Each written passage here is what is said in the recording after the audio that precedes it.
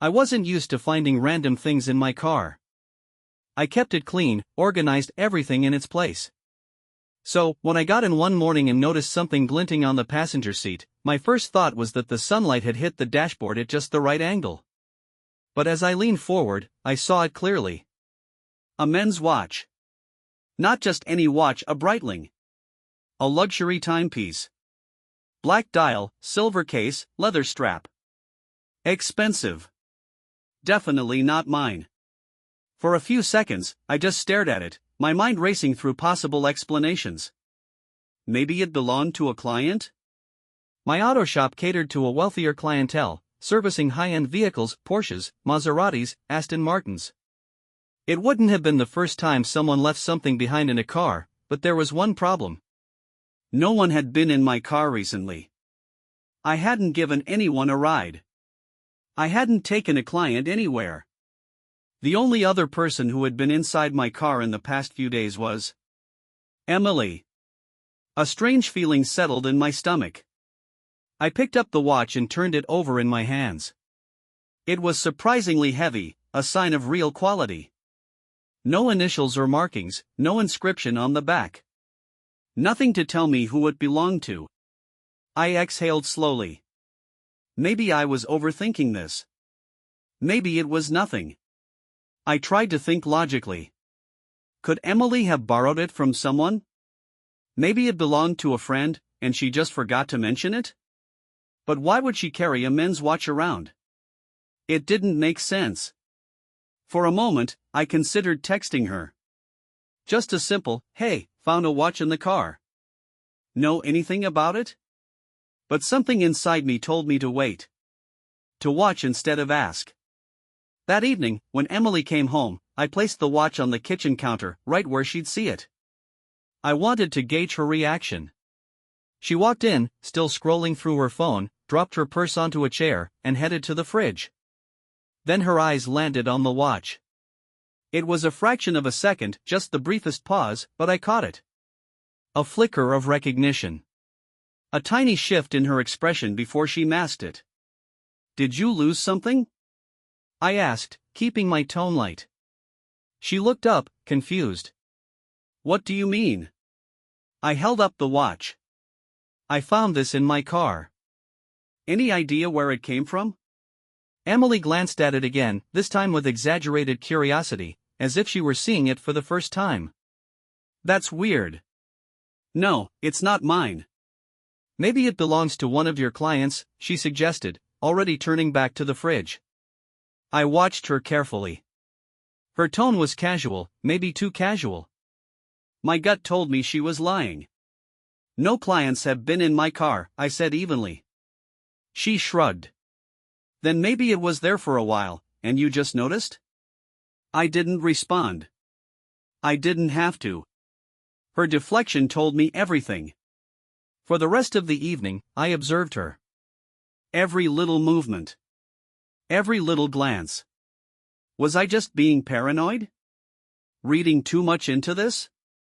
But then, as we sat on the couch watching TV, something happened. Emily kept glancing at the watch. She thought I wasn't paying attention, but I saw it, her eyes shifting toward the kitchen counter, where the watch still sat. It was subtle, quick. But it was there. The way she couldn't ignore it. And then she did something that confirmed my suspicions. At one point, she got up to get a drink. As she passed the counter, she reached out and touched the watch. Just for a second. Her fingers lightly brushed against the leather strap before she pulled her hand back and continued to the fridge. It was like she wanted to make sure it was real. That night, as she slept beside me, I lay awake, staring at the ceiling. The watch was on my nightstand now, its black dial reflecting the dim glow of the alarm clock. I turned it over in my hands again, my mind racing. Who did this belong to? And why did Emily look so damn guilty? I needed answers. But I wasn't going to ask. Not yet. I was going to find out for myself. The next morning, I woke up early, unable to shake the uneasy feeling from the night before. Emily was still asleep, her breathing slow and steady. I got out of bed quietly, picked up the watch, and stepped into the hallway, turning it over in my hands. The lack of any engraving or initials made things harder. If this was a gift, it would have had something on it. A name. A date. Anything. But it was blank. Which meant either the owner hadn't had time to engrave it, or they didn't want to. I sat down at my desk and did a quick search online. Breitling watches weren't cheap. This model, in particular, cost around $8,000. Who just loses an $8,000 watch and doesn't try to get it back? A thought struck me, and I typed something else into my search bar. How to check the serial number on a Breitling watch. If I could find a serial number, maybe I could track down the owner. I grabbed a flashlight and examined the watch carefully. And then, finally, I found it etched along the inside of the case. I wrote the number down and entered it into a watch authentication website. A few seconds later, the results popped up. Registered owner, Scott Hendricks. The name meant nothing to me. I had no clients named Scott Hendricks. No business contacts. No friends with that name. I leaned back in my chair, my heart pounding. Who was Scott Hendricks? And why was his watch in my car? I had options now. I could confront Emily outright, but my gut told me she'd just keep lying. I needed more information before I did anything. So I decided to do something I had never done in our entire marriage. I was going to go through her phone. It felt wrong. It felt dirty. But something inside me whispered, you need to know the truth. Emily always left her phone on the nightstand when she showered. She was predictable like that. So when I heard the water running, I slipped back into the bedroom, heart pounding, and picked up her phone. Face ID. But then I saw a notification flash on the screen. A text. From a contact saved as S. Can't wait to see you again. I stared at the message, my blood turning ice cold. I didn't need to see the rest. I finally had my answer. Scott Hendricks wasn't just some stranger. He was someone Emily didn't want me to know about. I stood frozen, staring at the screen, the words burning into my mind. I didn't need to see more. That single text told me everything. Scott Hendricks. The owner of the luxury watch. The man whose belongings had somehow ended up in my car. The man Emily had spent the night with. My hands tightened around her phone. 100 thoughts raced through my mind, each one darker than the last. Had she been seeing him for weeks? Months? Where had she gone last night when she told me she was meeting up with a friend for drinks? And the worst question of all, the one that made my stomach churn, had he been in my car with her? I exhaled slowly, setting the phone back down exactly where I found it. My heart was pounding in my chest, but I forced myself to stay calm. I couldn't confront her yet. Not until I had more. I needed to know everything. I walked out of the bedroom, my face blank, my movements controlled. The last thing I needed was for Emily to suspect anything. She was still in the shower, humming softly, completely unaware of what I had just discovered. I sat at the kitchen table, hands clasped together, trying to think clearly. I could hear the water running, the sound of her moving around. For a moment, I tried to picture her the way I used to, the woman I had married, the woman I had loved. But that image was slipping away, replaced by something else. A liar. A cheater. The sound of the water stopped. A few minutes later, Emily walked into the kitchen, dressed in a robe, towel wrapped around her damp hair. "Morning," she said with a smile, walking over to the coffee maker. "Did you sleep okay?" I glanced at her, wondering how easily the lies came to her. "Yeah," I said, my voice even. "You?" She nodded, stirring her coffee. "A little tired." Drinks with Lisa ran later than I expected. There it was. The first lie of the morning. I forced myself to act normal. If I pushed too hard now, she'd get defensive. And I needed her to keep talking. "Yeah? Where'd you guys go?"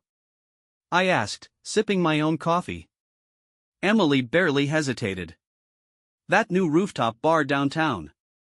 You know, the one with the fire pits? I nodded like I believed her. Like I hadn't just read a message from a man who had spent last night with her. Sounds nice. Lisa doing okay? She smiled, taking a sip of her drink. Yeah, she's good. Work's been crazy for her, though. She needed a night out. I kept my expression neutral, but inside, something snapped. I had spoken to Lisa a few days ago. She had mentioned taking a work trip out of state. Which meant Emily wasn't just lying. She was using her best friend as an alibi. The old me, the one who trusted Emily, who never doubted her, would have let the conversation end there. Would have accepted her words at face value. But not anymore. I should text her, I said casually. See how she's doing. For a split second, just a flicker, Emily's smile wavered. Then she nodded. Yeah, you should. She'd like that. I almost laughed. She had no idea that I already knew the truth. I let her finish her coffee in peace, pretending everything was fine. But in my head, I was forming a plan.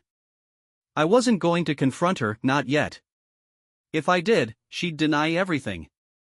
She'd cry, make excuses, try to turn it around on me. No. I needed proof. Real, undeniable proof. And I knew exactly how to get it. That afternoon, while Emily was out running errands, I dug deeper. I started with Scott Hendricks. I searched for him online, checking social media, business listings, anything I could find. It didn't take long. He was CEO of a private investment firm, rich, successful, the kind of guy who probably thought he could take whatever he wanted. Including someone else's wife. I clenched my jaw, scrolling through his pictures. There were a few from corporate events, a couple of charity galas, the kind of high-class functions Emily had always loved attending. Then I saw something that made my blood run cold. A photo from 2 weeks ago. Taken at a fundraiser. Emily was in the background. Smiling at him. She had never even mentioned going to a fundraiser. I leaned back in my chair, gripping my phone tightly. She had been lying for a while. Probably since the moment she met him. I needed to know where she was going now. And I had a way to find out. Emily wasn't the most tech-savvy person. She had once given me access to her Find My iPhone app when she lost her phone on vacation. She never turned it off. I opened it now, my heart pounding. A small blue dot appeared on the map. She wasn't at the grocery store like she said. She wasn't at the mall. She was downtown. At a hotel. I stared at the screen, my mind racing. A part of me wanted to drive there right now, to catch her in the act. To walk into that hotel and see it for myself. But I knew better. If I confronted her, she'd just deny it. She'd twist the story, make excuses. I needed real evidence, something she couldn't argue with. So I took a deep breath, grabbed my car keys, and headed out. I wasn't going to bust through the door like a madman. I was going to be smart about this. If Emily thought she could lie to me, she was about to realize just how much she had underestimated me. This wasn't just about catching her. It was about ending this on my terms. And when it was over, she wouldn't just lose me. She'd lose everything. I drove toward the hotel, my hands gripping the steering wheel so tightly my knuckles turned white. The blue dot on my phone hadn't moved. Emily was still there. A part of me hoped, prayed, that there was some innocent explanation for this. That maybe, somehow, I had it all wrong. But deep down, I already knew the truth. Scott Hendricks wasn't just some random guy. He wasn't just someone she met in passing. He was the reason she was lying to me. I pulled into the parking lot of the hotel, my heart pounding in my chest. The place was upscale, the kind of five-star luxury Emily had always been drawn to. Floor-to-ceiling windows, a valet service, a grand entrance. I didn't bother with parking in a guest spot. I pulled off to the side, keeping my car running. I wasn't here to stay. I was here to watch. I opened my phone and zoomed in on Emily's location. Room 814. 8th floor. I exhaled slowly, my mind working fast. I needed a way to confirm what I already suspected without walking in blindly. And then I spotted it. A coffee shop inside the lobby, with a perfect view of the elevators. I stepped inside the hotel, keeping my expression calm. No anger. No suspicion. Just another guest stopping in for coffee. The place was elegant, marble floors, crystal chandeliers, soft classical music playing in the background.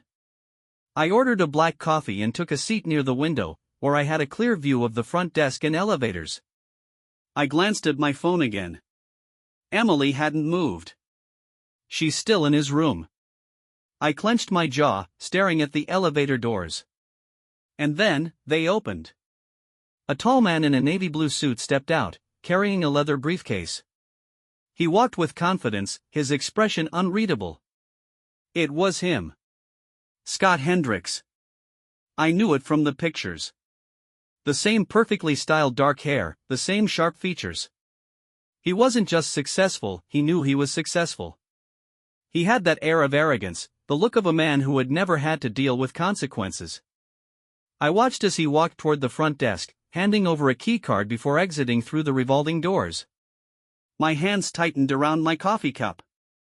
So, he's leaving first. That meant Emily was still upstairs. Alone.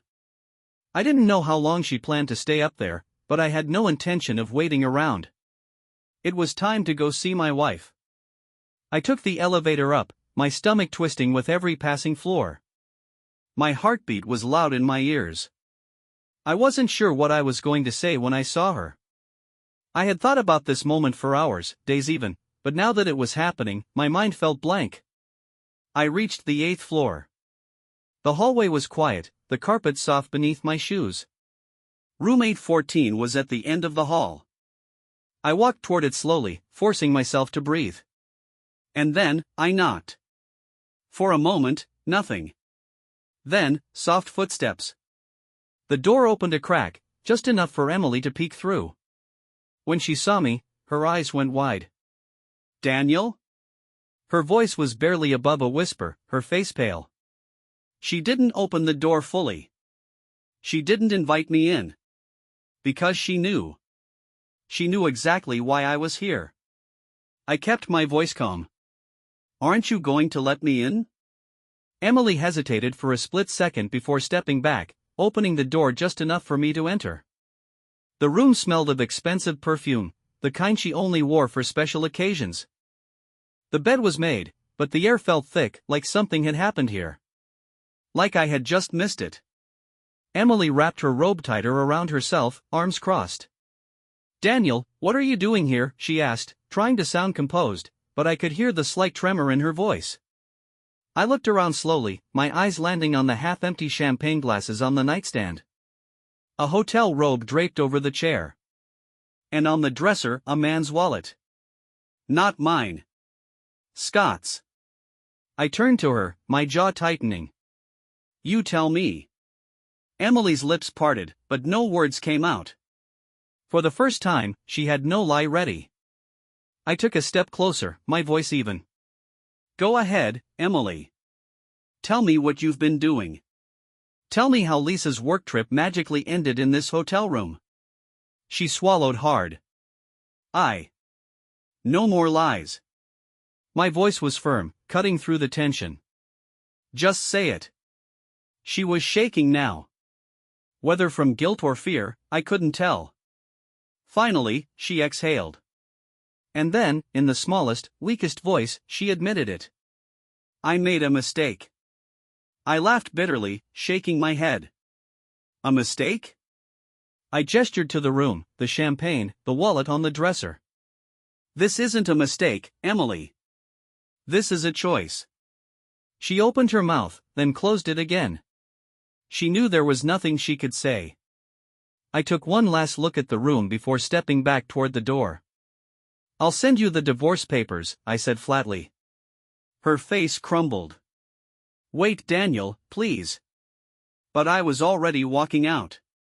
I didn't need any more explanations. I had all the proof I needed. I walked out of that hotel room without looking back.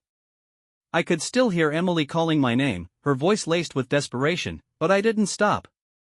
The hallway felt longer than before, like some cruel trick of the universe was trying to slow me down, to make me turn around and give her another chance to lie.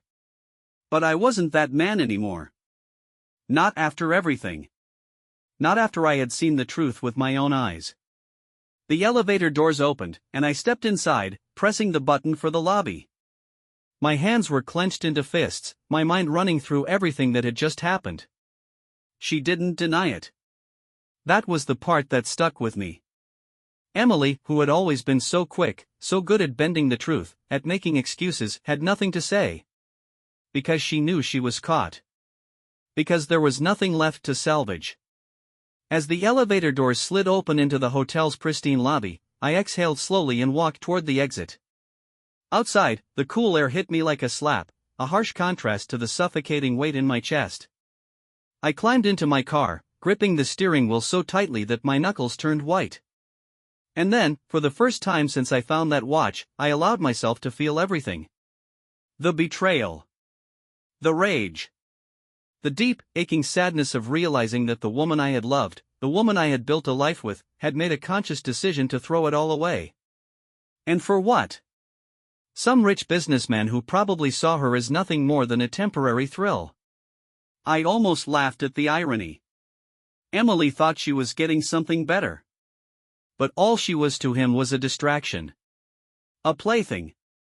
And soon, she'd realize just how much she had lost. By the time I pulled into our driveway, I had already made up my mind. I wasn't going to scream. I wasn't going to beg for answers. I was done.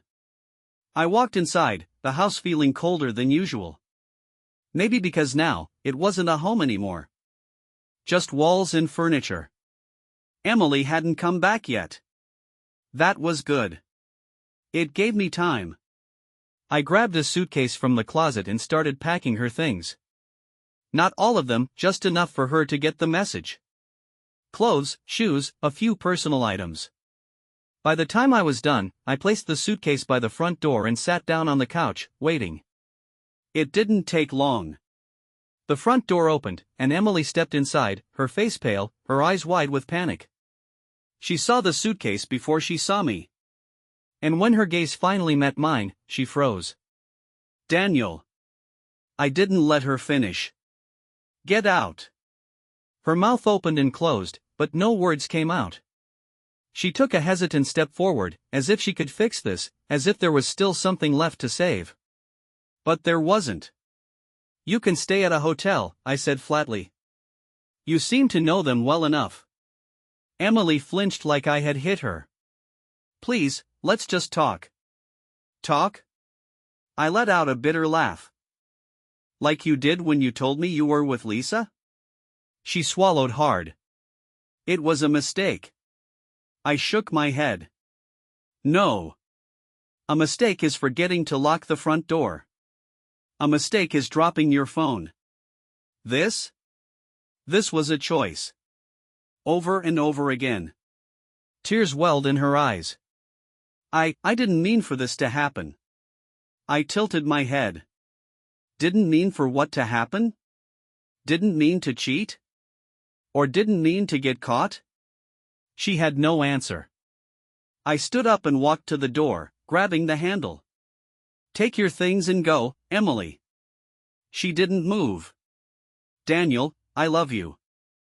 I stared at her for a long moment. And then, finally, I felt nothing. No, you don't, I said simply. And then I opened the door. She stood there, tears running down her face, waiting for me to change my mind. Waiting for me to forgive her. But I didn't. Because some things can't be forgiven. And Emily?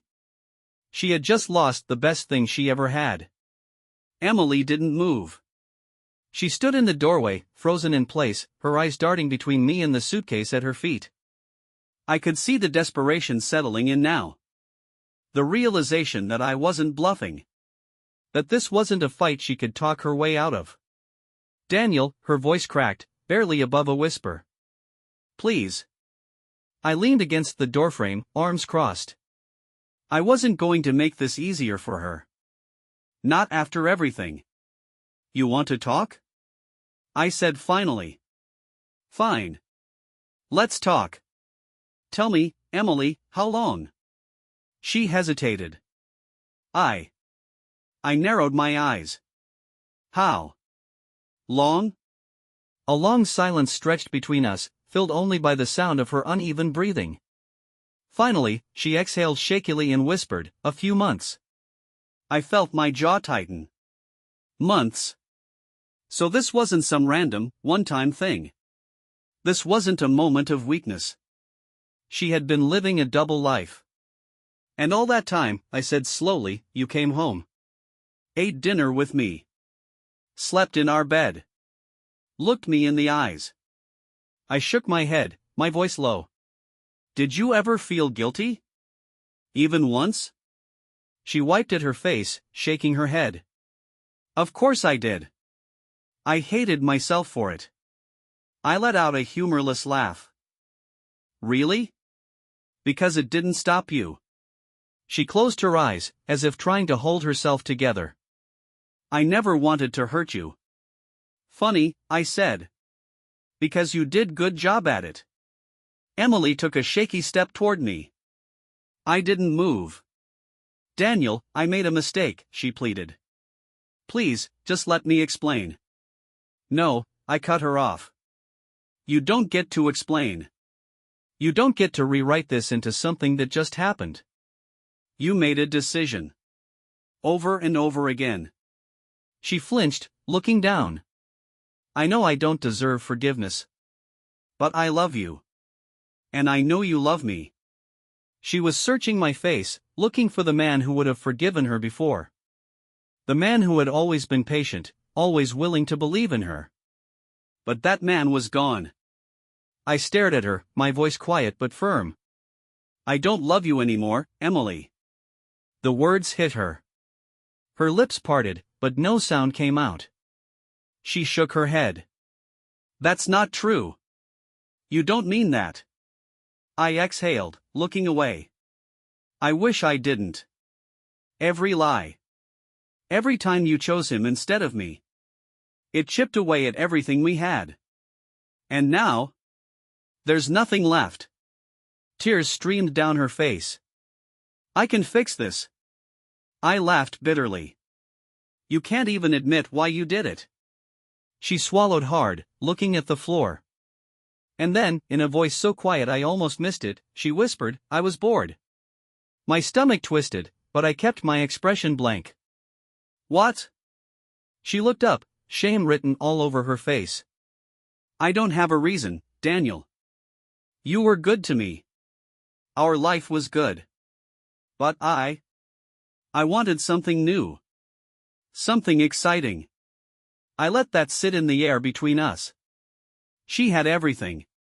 And she threw it away because she was bored. I let out a slow breath, shaking my head. Then I hope it was worth it. She took another step forward, reaching for my hand. It wasn't. I swear, it wasn't. Please, Daniel, don't do this. I'll do anything. I pulled back. It's already done.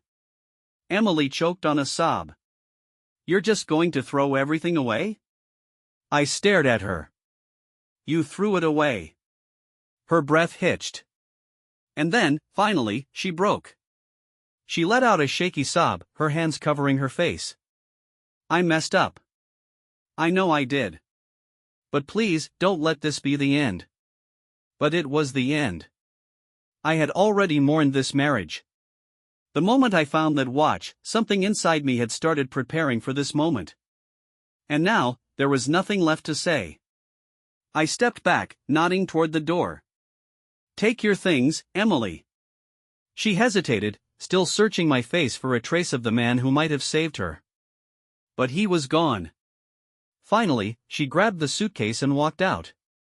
She turned to look at me one last time, eyes filled with regret. I didn't say a word. And then I closed the door. The moment the door closed behind Emily, a silence settled over the house, heavy, absolute. It wasn't the comforting kind of silence I had once enjoyed after a long day. No, this was different. This was the silence of an ending.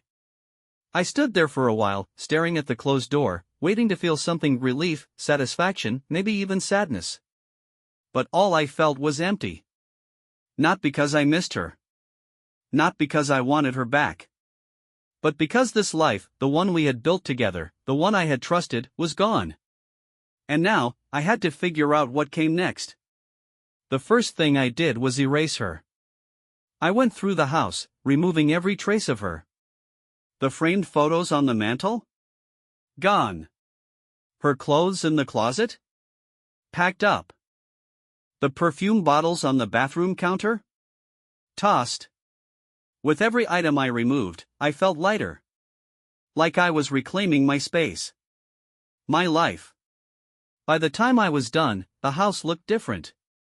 Not physically, it was still the same walls, the same furniture, but something had shifted. It no longer felt like ours. It felt like mine. I didn't waste time. The next morning, I called a lawyer. I wasn't interested in dragging this out. There was no point. Emily had nothing to fight for. No kids, no shared assets she could claim. And if she thought she could take anything from me after what she had done, she was more delusional than I thought. When she received the divorce papers, she called me. I let it go to voicemail. She texted me. "Please, can we talk?" I didn't respond. Because we had already talked. There was nothing left to say. It happened by chance, just a few days later. I was grabbing coffee at a cafe near my shop when I spotted him. Scott Hendricks. Sitting at a table by the window, scrolling through his phone like he didn't have a care in the world. Like he hadn't played a part in destroying my marriage. For a second, I considered walking past him. Letting it go. But then, I changed my mind. I walked right up to his table and sat down across from him. He looked up, startled. His brows furrowed, and then recognition dawned. "Daniel," he said slowly, setting his phone down. "I didn't expect to see you here." I leaned forward, resting my elbows on the table. "Neither did I." He shifted in his seat. "Look, I'm not here to fight," I interrupted. "I'm not here to yell. I just want to know one thing." Scott hesitated. "What?" I tilted my head. "Was she worth it?" His mouth opened slightly, but no words came out. I let the silence stretch between us before I spoke again. "Because let me tell you what's about to happen. She's going to call you. She's going to tell you she made a mistake. That she loves you. That she chose wrong." Scott swallowed hard, saying nothing. "And maybe," I continued, "you'll believe her. Maybe you'll think you won. But the truth is, you didn't." I leaned back, watching him closely. "Because if she could betray me, the man who gave her everything, what makes you think she won't do the same to you?" His jaw tightened. I stood up, tossing a few bills onto the table to cover his coffee. "Enjoy it while it lasts," I said. And then I walked away. A week later, Emily sent me one last text. "I'm sorry for everything. I wish I could take it back. I miss you." I read it once. Then I deleted it. I wasn't going to live in the past. Because for the first time in a long time, I was looking toward the future. And Emily? She was just a lesson. One I'd never forget.